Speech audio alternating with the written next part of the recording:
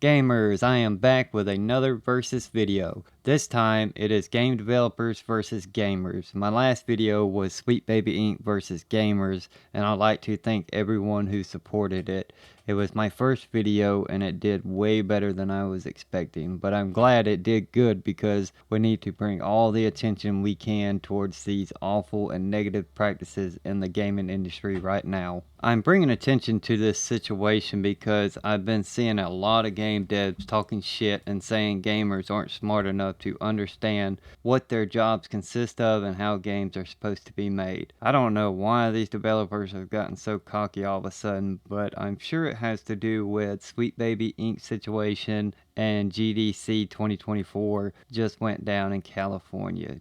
GDC is the Game Developers Conference. It's basically a conference where certain people meaning woke people in the gaming industry, go to hype each other up and kiss each other's asses. I've never heard of a great developer going there like Hideo Kojima, Shinji Mikami, Hideki Miyazaki, and other greats like them. Let me just show you the kinds of developers that go to GDC.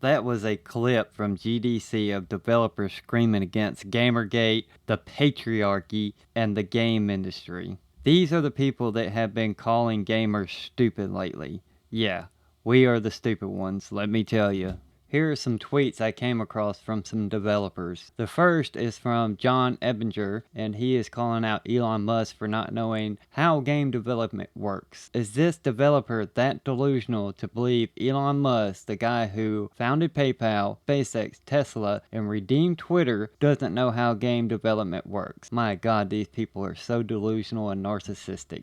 This next tweet is of Tyler Owens crying about how angry gamers have no real concept of what his job consists of and that we gamers would have a breakdown if we tried to do his job. This next tweet is the dumbest one out of all of them. I've seen turds smarter than this developer. You know, the turds that are too smart to go down the toilet no matter how much you try to flush them? He goes on to say, and I quote, "As a game developer, releasing a game should be the most exciting part, but social media and general gamer entitlement make it a horrid experience for any of us who are public about what games we're involved in. I've received death threats in the past over Division 2. It's unacceptable." I don't know about the death threats. If he does get those, yeah, those are unacceptable. But then he goes on to say, "The ridiculous part is gamers complain that game developers don't communicate with them. But you know what happens when we do? Destiny 2's recent issues are one example. Then there's Fix the Game, telling an artist to fix matchmaking, and so on." Him crying in the second part of that tweet about gamers complaining to him to fix the game and matchmaking tells me this developer is sensitive and doesn't like to be reminded when he does a bad job making video games. Of course gamers are mostly going to have discourse about fixing your game, because 9 out of 10 games that are released now are broken or filled with annoying bugs, or they are filled with politics and women that looks like they have had their face stomped on 100 times. Just take a look at the work these developers are doing in this industry now. This is Spider-Man's MJ life model compared to her game model. Here is Aloy from Horizon Forbidden West compared to her real life model. How can these developers be so bad at making character designs? It's because they are sellouts and they uglify these women characters for a good ESG score and to make the alphabet community feel better. Take a look at Microsoft's new policy telling developers to avoid making attractive curvy characters. While we are on the topic of Microsoft, take a look at this tweet that the head of marketing for Xbox just posted. She says, "Raise your hand if you are not a white man and you buy video games. No hate to white dudes, it's just another day in the gaming industry that minorities have to fight to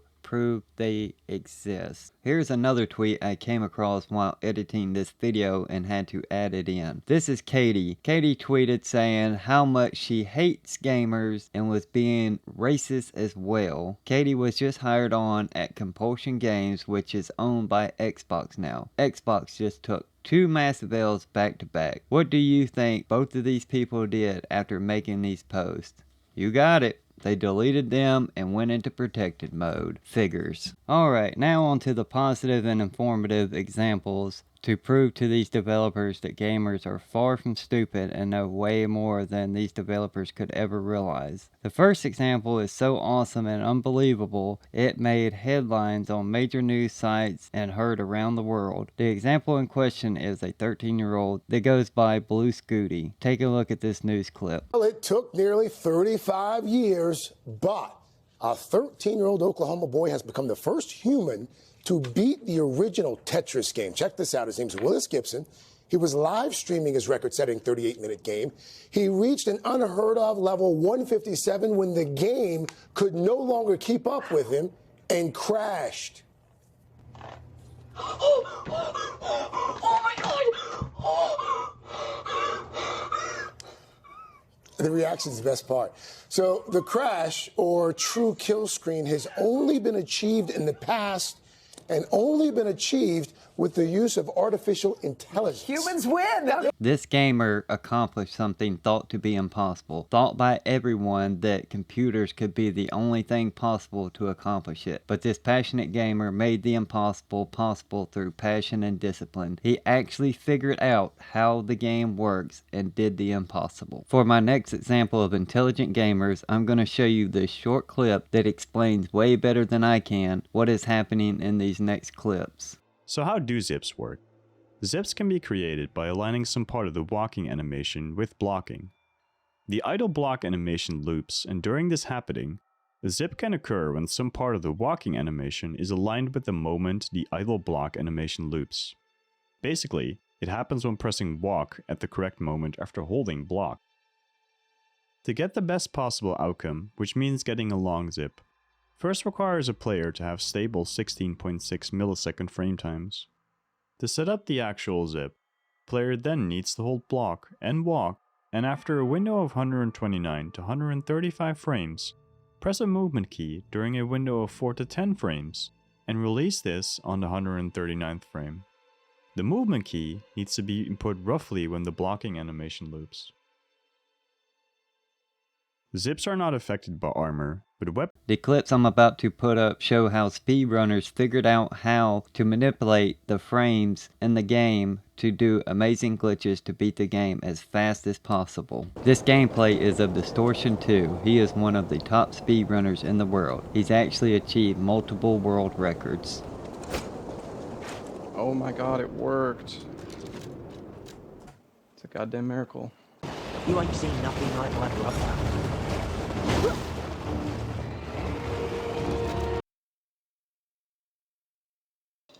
Why does quitting out here break the eye? Because for some reason there is stable ground in this corner, which allows us to load back in. Distortion explains to this chatter how this quit out glitch worked. If he didn't quit out on that little patch of ground, then the game would have loaded him back outside the boss arena. But with this glitch, he can glitch out the boss where they can't fight back, which in return allows him to beat the boss faster.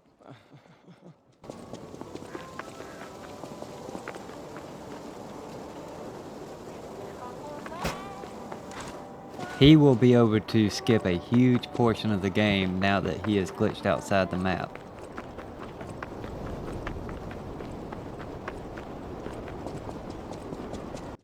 He is about to skip a major boss fight with this zip glitch right here. Goes.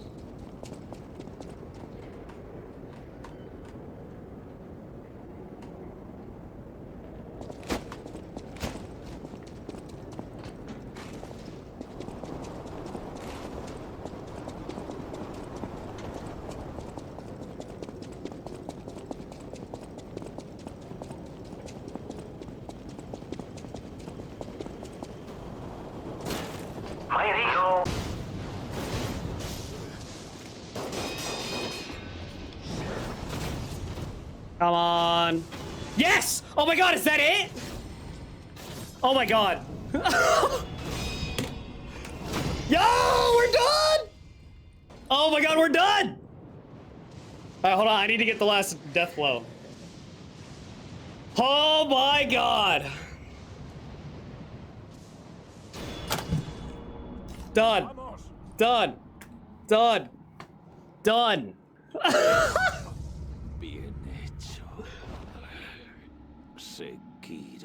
Did it? Oh my god! Easy, baby. That last clip was of little Aggie beating Sekiro, one of the hardest games ever made while blindfolded. As you see in the clip, he has on 2 blindfolds and his monitors are turned off to dispel any doubts about his blindfolded run. All of these gamers in these examples I made were able to accomplish these great records because of their pure passion and intelligence for gaming, and that is the main point I wanted to make with this video. I myself have used gaming to accomplish things in my life and to get over struggles. Gaming has been a massive positive in my recent life. Gaming is the ultimate escapism from reality when it is done right, but here lately it is being done all wrong. There are so many developers, studios, companies, etc. in the gaming industry that shouldn't be, because they do not have the true passion for it. A lot of people forget that video games is a form of art, and what do you need to perform great art?